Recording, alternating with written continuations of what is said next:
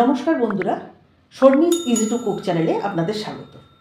শীতের শেষ, বসন্তের শুরু। এই সময় বিভিন্ন রকম রোগের প্রকোপ বাড়ে, বিশেষ করে পক্সের প্রকোপ। তাই অ্যান্টিপক্সের সমস্ত রকম ভেষজ গুণাগুণ পেতে অবশ্যই সজনে ফুল খাবেন। আমি আজকে দেখাবো সজনে ফুলের চচ্চড়ি। আমি এখানে নিয়েছি সরু ঝিরি করে কাটা আলু,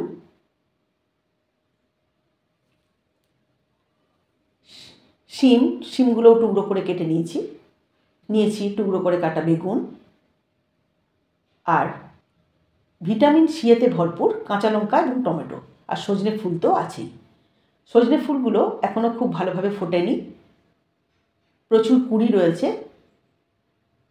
আমি এগুলো বাজার থেকে কিনে এনে ডাঁট থেকে ছাড়িয়ে খুব ভালোভাবে ধুয়ে পরিষ্কার করে নিয়েছি।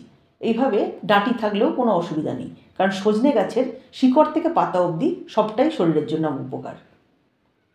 প্রথমে অল্প তেল দিয়ে তাতে শুকনো লঙ্কা ফোড়ন দিচ্ছি।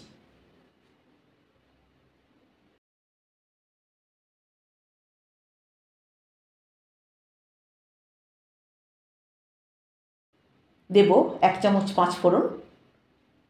পাঁচফোড়নের মধ্যে যে মেথি, মৌরি, কালো জিরে আছে, এটারও গুণাগুণ অপরিসীম।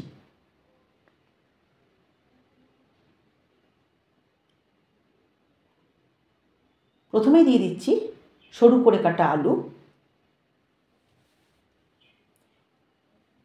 ভালোভাবে নাড়াচাড়া করে নিচ্ছি। এবার দিয়ে দেবো শিমের টুকরোগুলো। সেগুলোও আমি নাড়াচাড়া করে নেব, যাতে শিমের কাঁচা গন্ধটা চলে যায়। এই সজনে ফুলকে অনেকে মোরিঙ্গা বলেও চেনে। যারা ভেজিটেরিয়ান তারা অবশ্যই এই সজনে ফুল খাবেন, কারণ এটা ভিটামিন B12 এবং D3 ডেফিসিয়েন্সি দূর করে এবং আমাদের ইমিউনিটি সিস্টেমটা ঠিকঠাক বজায় রাখে।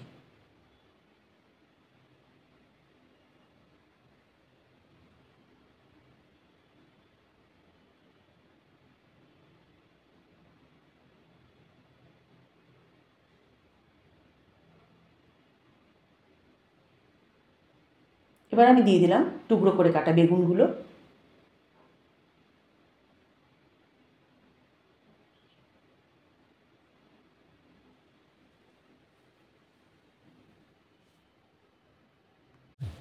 বেগুনগুলো আমি ভালোভাবে মিশিয়ে নিয়ে দিয়ে দিচ্ছি হলুদ, পরিমাণ মতো নুন,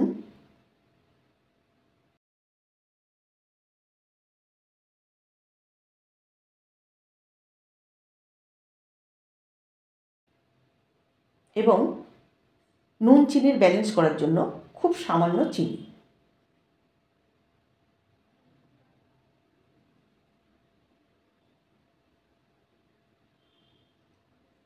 ভালোভাবে মিশিয়ে নিচ্ছি। পুরো রান্নাটাই হবে সিম থেকে মিডিয়াম আছে, কারণ যে কোনো জিনিসের ঔষধি গুণাগুণ যদি পুরোপুরি পেতে চান, সেক্ষেত্রে কখনোই হাই ফ্লেমে রান্না করবেন না। দিলাম টুকরো করা টমেটো এবং চেরা কাঁচা লঙ্কা।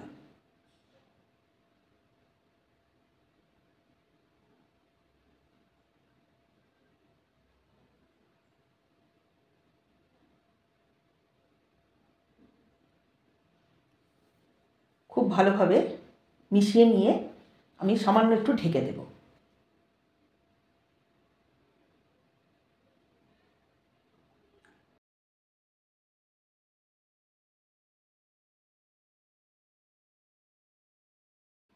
ঢাকা দিয়ে দিয়ে রান্না করার ফলে মোটামুটি শিম, আলু, যেগুলো একটু শক্ত জিনিস, সেগুলো সিদ্ধ হয়ে এসছে।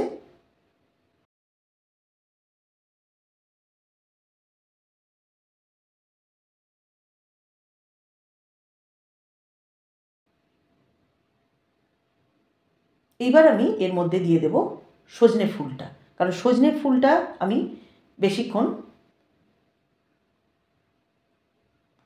কোনো রকম টেম্পারেচারের মধ্যে ফোটাবো না। খুব কম সময় আমি এটা রান্না করব।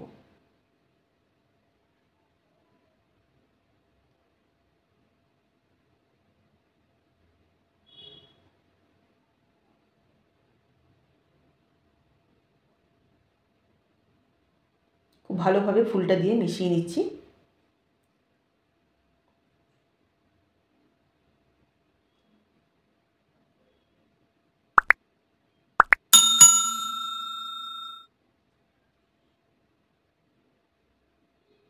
হলুদ, নুন, চিনি কোনোটাই যেন বেশি দেবেন না।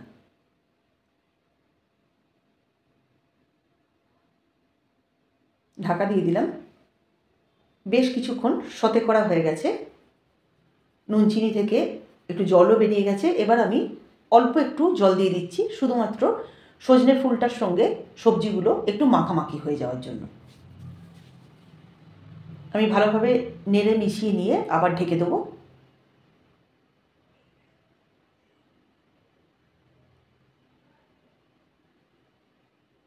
এতে কোনো রকম মশলার ব্যবহার আমি করব না।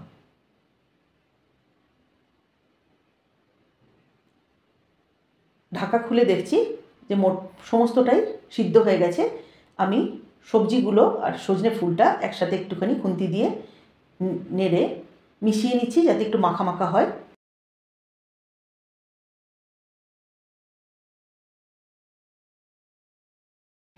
ওপর থেকে ছড়িয়ে দিচ্ছি 1 পলা সর্ষের তেল। এটা অবশ্যই স্বাদের জন্য।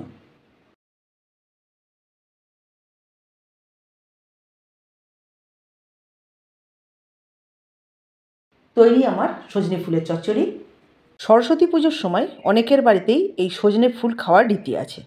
আমার চ্যানেলের যারা নতুন বন্ধু তারা অবশ্যই চ্যানেলটা সাবস্ক্রাইব করে নেবেন এবং পাশে থাকা বেল আইকনটিকে ক্লিক করে রাখবেন, যাতে সবার প্রথমে সব নতুন রান্না আপনার কাছে গিয়েই পৌঁছায়।